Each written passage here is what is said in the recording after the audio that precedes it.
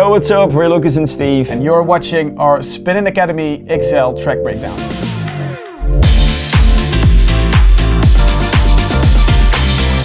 We're gonna talk today about a track that we've just released, which is I Want It All. It's actually the single of our album. We just dropped an album including 16 tracks, and I Want It All is kind of our flagship track, right? Yeah. The track has been made here in the studio together with Harris, who also did the vocals of Letters and Perfect. He's a good friend of us. We wrote it together with Adriaan Persons. He is also a good friend of us, so yeah, that's what we're gonna explain right now. I think the right way to do is just walk through the track from the beginning on. For people who haven't heard the track yet, we're gonna play a little bit of the song so everybody knows what we're talking about exactly. Here we go.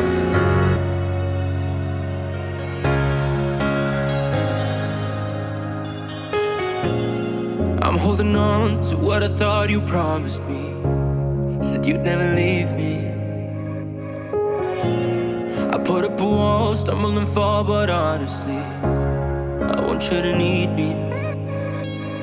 I know I ain't hopeless, I'm just lost sometimes. No, I want hopeless, so I think you should know, I'll tell you what's on my mind, on my mind. I want it all and nothing less. Give me your crazy, stupid love until the end. I'm not just saying I want something more than friends, yeah. I want it all when it's with you again.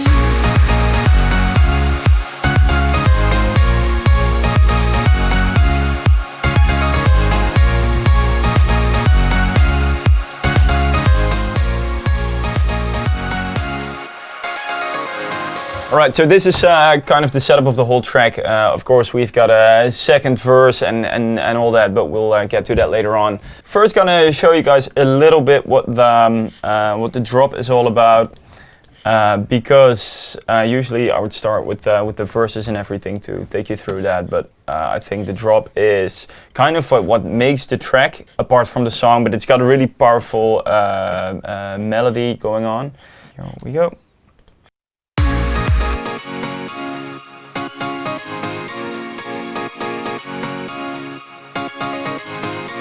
This is actually the theme that we already had in mind. We already kind of produced it a little bit, then sent it to Spinning to see whether they liked it, and we both had the feeling that this was something really, really special. Mm-hmm. It felt good, gave us a little bit of the partying vibe, but we also felt the potential for a whole pop song around it. Fun fact, I made this on the grand piano of my mother. She was even sitting next to me while composing this. Which also gives a special personal vibe to me. Okay, so what we're having here is a big MIDI file to start with. Can show you what's going on.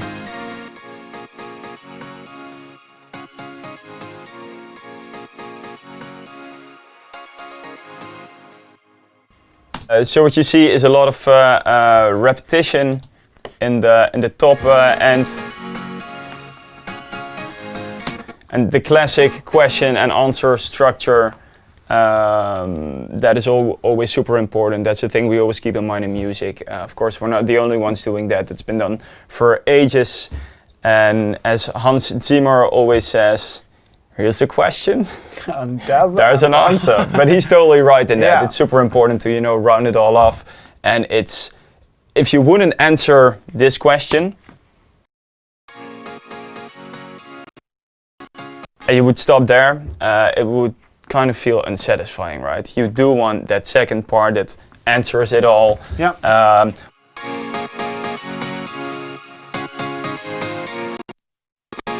It's funny, you see all these notes, most of the time it's about 6 notes hitting at the same time.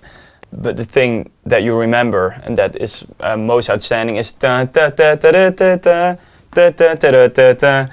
For the rest, it's harmonics, and that's the thing that's super important when writing a melody, when writing chords, is that harmonics are on point. They hit the right note, but also the the right feeling, the gevoelige snaar, as we would say in Dutch. That's a thing you can accomplish by, you know, adding the right harmonies. You can see here, I think we really kept to the bass notes in here. That's your bass. You add the melody on top, and in between there, I actually just started adding notes that felt right and that had a certain feeling to it.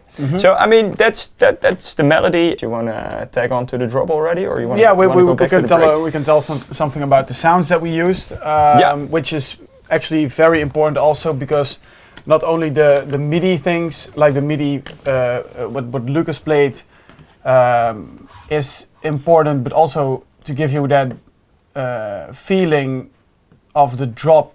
There are several layers that give you that hands-up feeling and that powerful feeling. Yeah.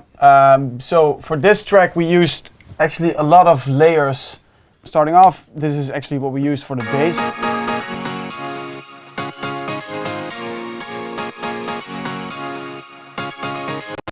And for the people who want to know which piano it is, we used a True Piano, which is an awesome plugin.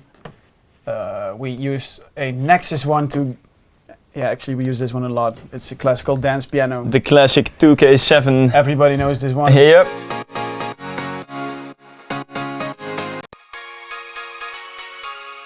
Another one from Nexus.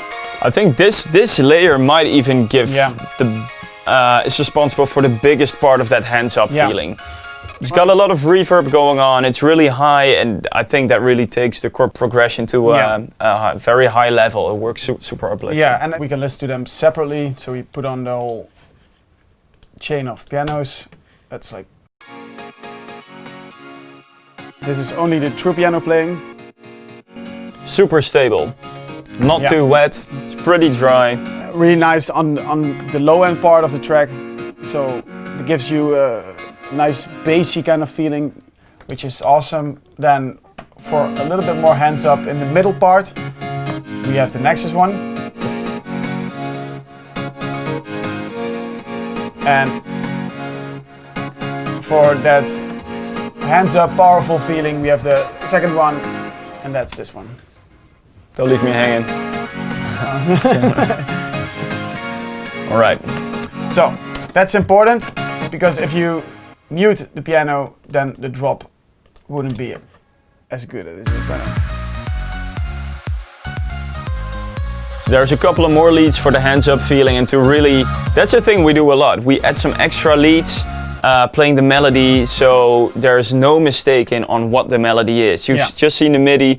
You don't want, you know, the notes in the middle to kind of be confusing. Is that the melody, or is it the one on top? And that's why we add extra layers, playing the melody that we want our audience to follow. True, you want to let people focus on the melody, and as Lucas already said, it's a question and an answer, and you really want to give them the focus on this is the melody, this is what you want to follow in the track. So for this one, we use several layers to add on the piano, and that sounds like this.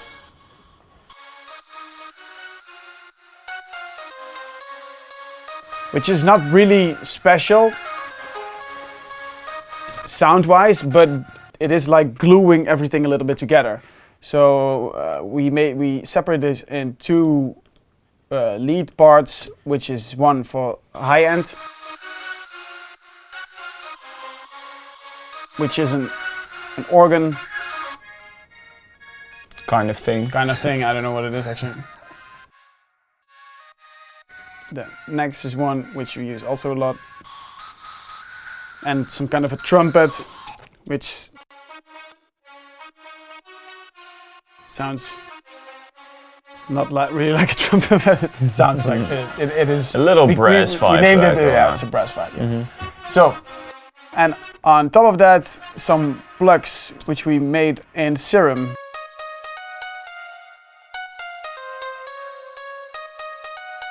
Which is a really nice plugin to shape sounds and to make it sound a little bit more like a signature thing, because we use Serum a lot. Actually, Lucas loves Serum.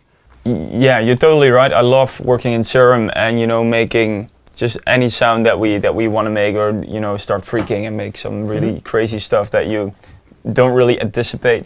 But with regard to this track, actually all the leads they're pretty easy. I mean, a big part of the leads in this case is Nexus presets, which are super easy to work with. They're kind of pre-mixed in a way. It's not that. I mean, if you create a new sound in Serum, it will usually take you more time mixing it because it's completely unprocessed. And within Nexus, it's sample based. Like rough edges have already been taken off for a part mixing wise. Most of the presets are compressed already. Exactly. And with some tracks that we wanna, if we wanna put one particular sound in the spotlight and we want that to be like the main thing, then I think we will rather dive into Serum and create something completely new and sort of unheard of. But in this case, the track didn't really need that. We already had the piano, we had the melodies, the chords, everything was warm already. So it actually just needed a lot of great sounds, easy to the ear. And I think when it comes to stacking, and now I'm actually just summarizing what Steven just showed you, is that the first lead group with all the kind of Nexus-y, really smooth sounds going on. Can you play them on solo maybe once more? There's not too much attack going on in here. This is more, Vibe. It's a vibe, and it's very colorful. It's a little bit, it's really mellow sounding actually. But then to really point out what the melody is again, we add another layer, which is leads 2 with a little bit more attack. And it's the attack in this part that makes it easy to follow. Try to, in Ableton you can group them, maybe compress the second lead group in a way that you add some extra attack on it, just compress it and don't set the attack to the complete maximum, not too fast, a little bit slow so it hits later, so it gives the sound a little bit time to hit before it gets compressed. And that way you put an emphasis on the sounds. Yeah. So this is solo, then lead part 1, which is that smoothing, which also really nicely adds some high end to the pianos, which is actually pretty important because also like if it glues together, then it fits nicely in your track and in your mix. So it sounds like this.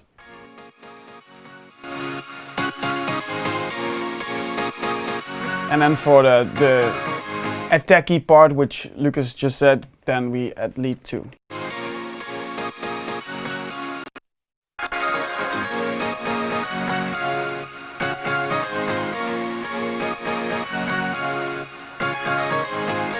Well, that's actually the base of the sounds that we use. So it's nothing really special. It's just mixed in the right way that you can follow the melody. And there's nothing like ear piercing, like really harsh frequencies that pop out. It's just leveling and EQing it right. And then you can add as many layers as you can because it sounds pretty special. Obviously don't overdo it because if it's not necessary, then you just give your track a little, like rubbish. And that's not what you want. Yep. Well, to the bass section is also something that we really like and give that harmonic in the low end. Kind of is also a signature thing for us, especially you will see throughout the album, if you browse through it, there's quite a couple of tracks with bass that's pretty comparable. We really like the acoustic, real bass guitar kind of vibe. I think we used a plugin for this, but it sounds like a real one. Sounds like a bass guitar. In this case, because it's Contact. Yeah, it's Contact, which is awesome because they emulate sounds that are real. It's like an emulation of a Scarby. We process it so it fits in the track. That's how it sounds right now.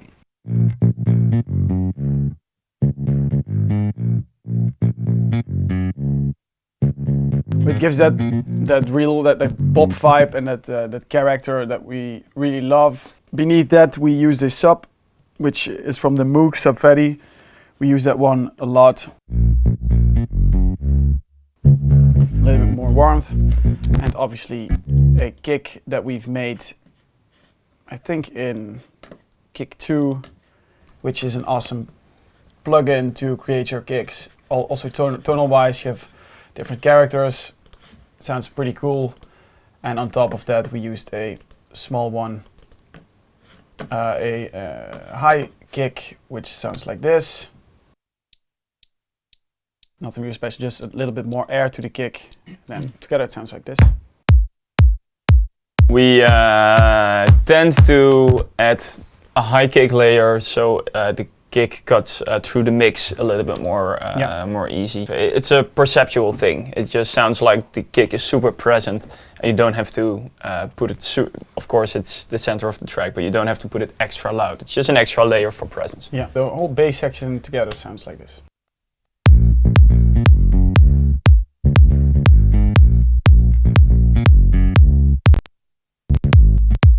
A very important part, together with the leads and the piano.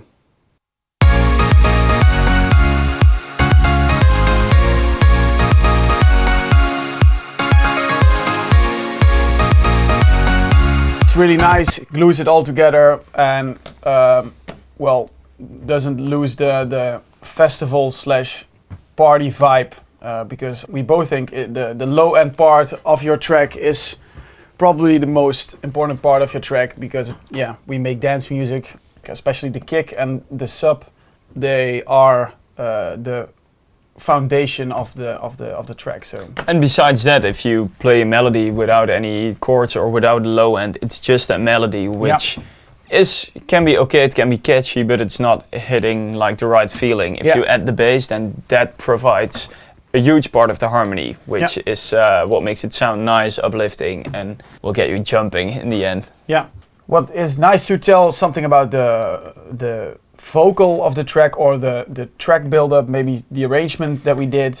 Like arrangement-wise, it's I mean it's a blend between a pop song and an EDM track, but we chose to build it up as a full song. So it's the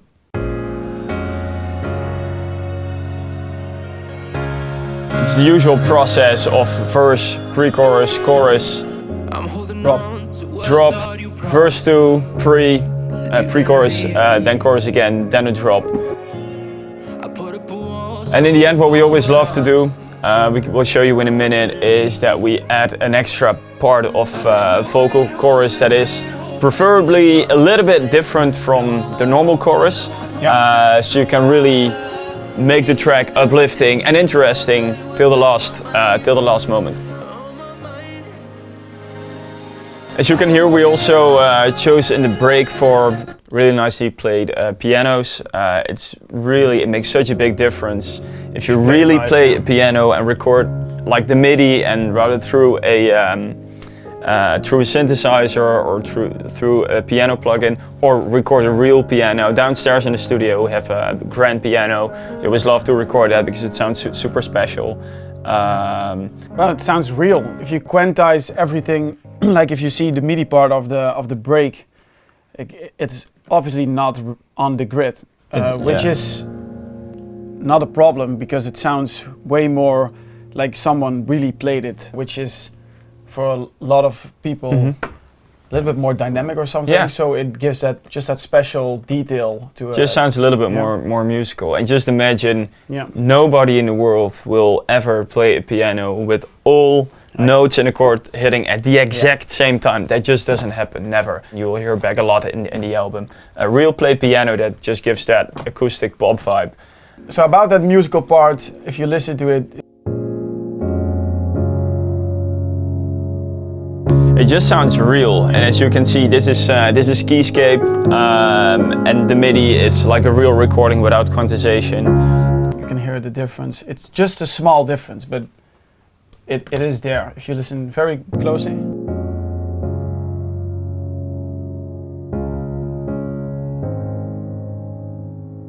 And now it's unquantized from now on.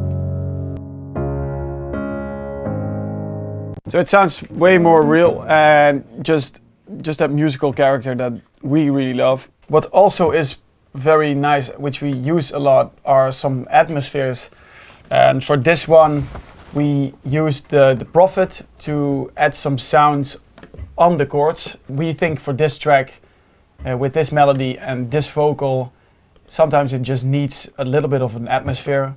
So these are sounds with a lot of reverb that are really not close, like close mic'd, but really far in the mix. Just give that extra feeling or that extra impression to add to the lead vocal and the pianos. So this is actually a super fun part. This is the part where the track is, I think, kind of, I mean, the whole song is already finished. You know what chords you're going to use, you know most sounds, and then you just start adding layers that will give an extra harmony. We always kind of model it melody-wise to the vocal or to another chord. For example, we focus on the vocal and think what would be a cool harmony to add, and then we do that in the synthesizer. So it will work around that. It will kind of flow around the vocal or around chords that are already in the track. And then we just start, you know, sound designing with something that sounds different than all the stuff that that you would usually use if you want to do something fast. And that's why I think everything we used for these atmospheres is this Prophet 6 by Sequential, Dave Smith. Awesome. Yeah, it just sounds super characteristic, and we've tried, and we're not the only ones, to use kind of the same settings that we do here in Serum, in Silent, in whatever synthesizer, but it just sounds different. It's a different character. So just start playing around, do some crazy stuff, and yeah, maybe you can play the track solo. These are the synth atmospheres.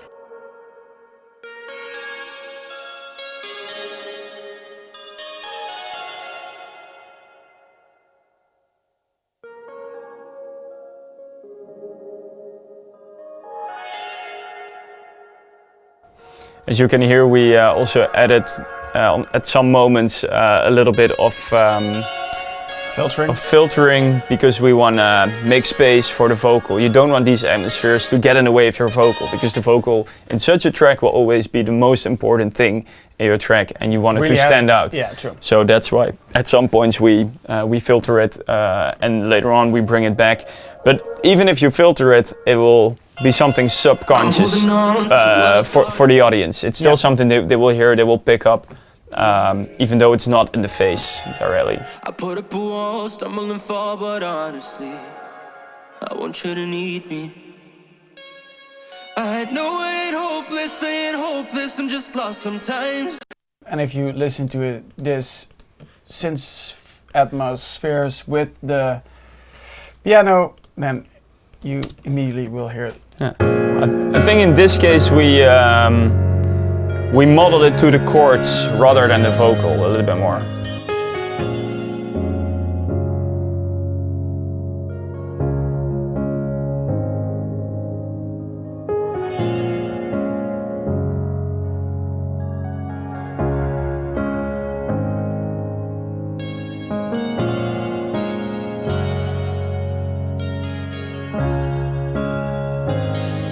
And then together with the vocal, actually that's the most important part. Maybe also play the atmosphere, it's also cool to add. Said you'd never leave me. Well, Lucas just told me that we should put on the atmospheres because we also use a separate stem for some different atmosphere vibes. And those are most of the time some natural sounds that we put in. We just get it from Splice. So that's in the background. So that's just in the background too. And it works super well because it's quite an empty part in the track. It's only the atmosphere, some vocals, some piano, and then such a thing on the background sounds really comforting in a way. We also tend to use the sounds of the beach, of the wind, the birds, whatever, just to, you know, to fill the gaps in a way. And if you take it out, that's the beautiful part with a lot of subtle stuff in your music. If you cut things like that out, you will miss it. And that's then it's a reason to add and to keep that channel, don't remove it. Yeah. This is what it sounds like in the break, together with the vocal and the piano.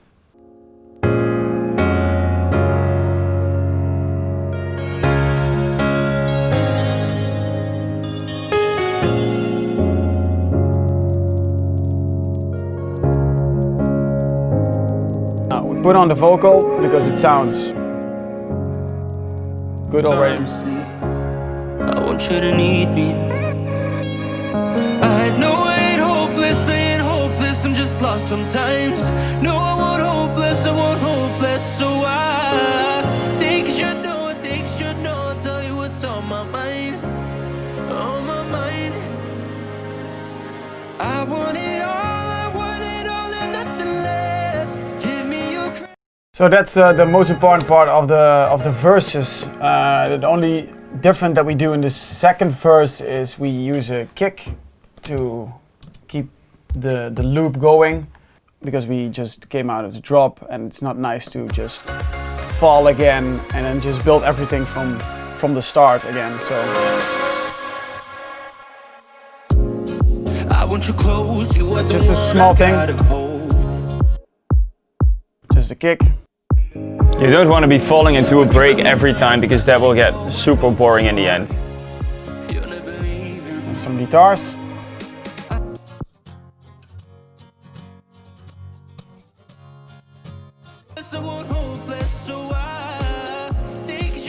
And some small drums. It's just nothing really special. The other part is that we want to change the second chorus from that first one. Is that the first chorus is like really full.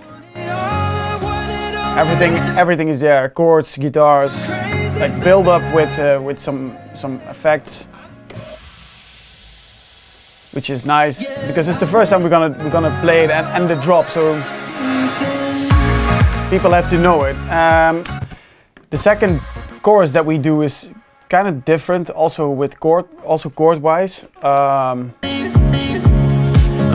It's still the chorus, but it sounds different. Like I want it all and nothing less. Give me your crazy stupid love until the end. and that why we do this is all because of the moment that's come right now.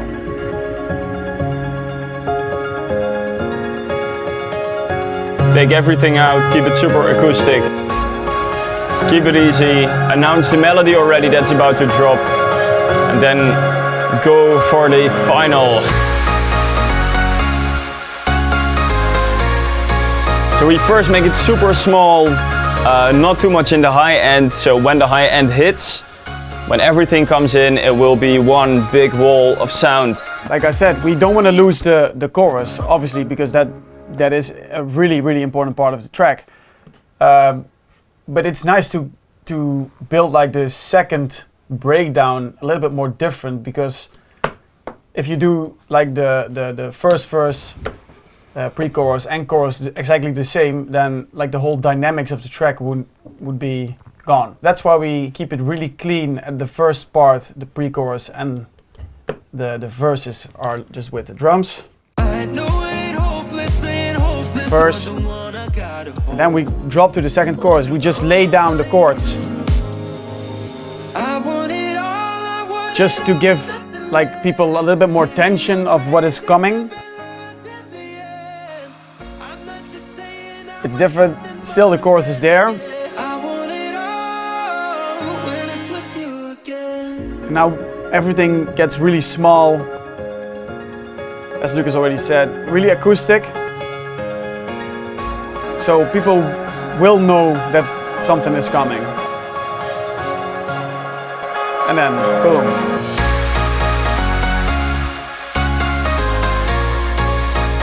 And for this, it's really easy to build up to the drop, because the melody and the chords are already there. Just add some build-up parts, some uplifting stuff, and then add the kick. Later on, add the clap, some percussion. And some more bass and everything. Yeah. And that's essentially all you need to make that difference for the real drop. It's just a really small thing, is like just give the melody the space that it needs, because the melody is very special, I think, because you can play it acoustically and it will sound pretty amazing, like this part. But if you build that wall of sound then it also sounds really good. And that's a special part of this melody. So you have to give this melody all the space that it needs. If it's acoustically or like electronically, like all the synths that we used. Just the melody is the most important part. So just build everything around that, and that's what we did with this one, with this whole track. I think those are kind of the basics on how we structure a track, how it comes alive, how we work around the track with the melodies and the song that you have. I think that's about it. Yeah, that's it. Obviously, this is a mixed project, so the sounds are really like mixed already. So keep that in mind if you make the track. We hope you enjoyed this one. Hope you enjoyed it. Hope you learned something, and see you next time. Thanks for watching.